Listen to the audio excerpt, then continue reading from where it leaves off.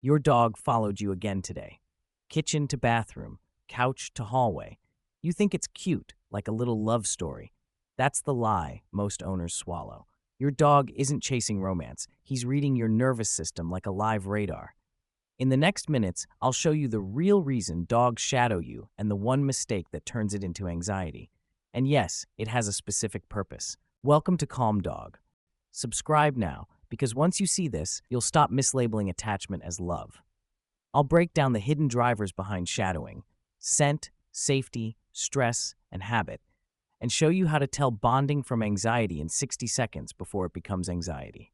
Here's the framework: 9 hidden triggers that make a dog glue themselves to you, some healthy, some dangerous. We'll start with scent and pack positioning, then move into learned reinforcement, medical cues, and the big one, insecurity that owners accidentally train.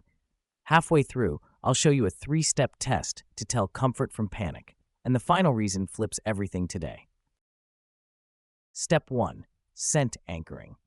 Your dog isn't following you. They're tracking the strongest moving signature in the house, you. Your skin sheds thousands of scent particles every minute. To a nose built to detect parts per trillion, you leave a living trail from room to room. When your dog stays within 1 to 2 body lengths, they're keeping that trail fresh, updating it like GPS. Dogs map scent gradients to predict your next turn. It's not romance, it's orientation. Want proof? Change shirts. If the shadowing drops, it was scent. If it stays, keep watching. Reason number 3 is darker. Step 2. Pack positioning. In a dog's world, distance equals risk. Staying glued to your legs isn't clingy, it's strategic. You are the highest value resource in the home, so they keep you within reach the way wolves keep the leader in the center lane. Notice how they choose the side closest to doorways or strangers? That's not neediness, that's perimeter control. But here's the twist: if you always let them escort you, you can accidentally teach hypervigilance. Practice a calm place command for 2 minutes, then reward stillness. Next, we test the real driver that most owners miss.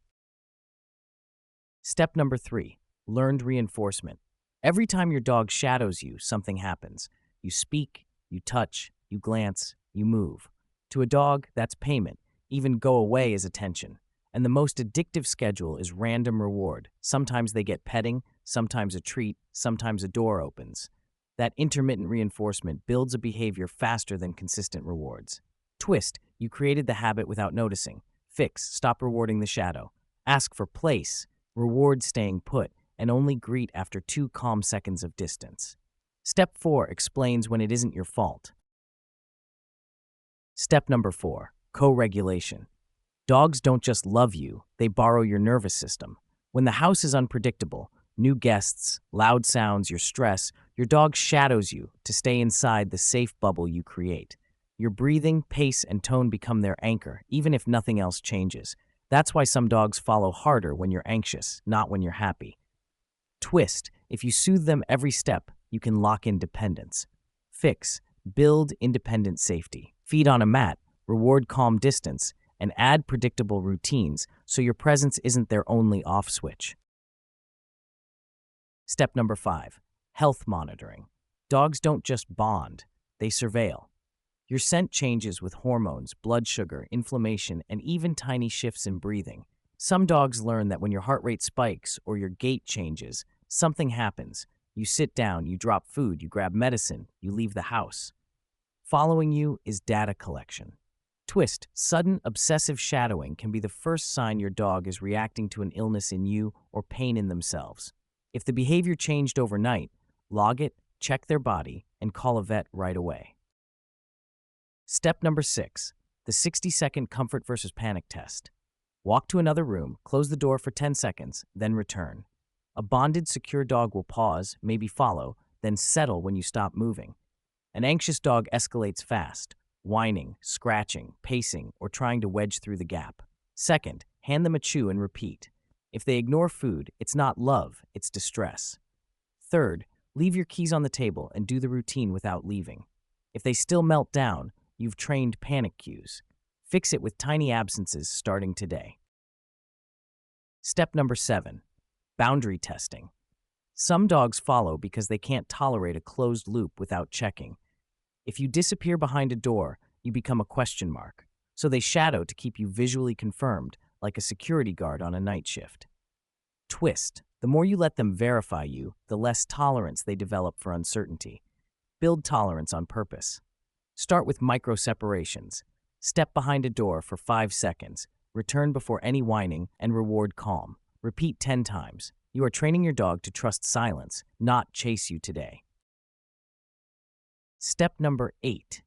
Joblessness and boredom. A dog built for tasks will invent one when life is empty. If the only mission available is monitoring you, that becomes the mission. Shadowing fills time, burns nervous energy, and creates predictable interaction in a dull day.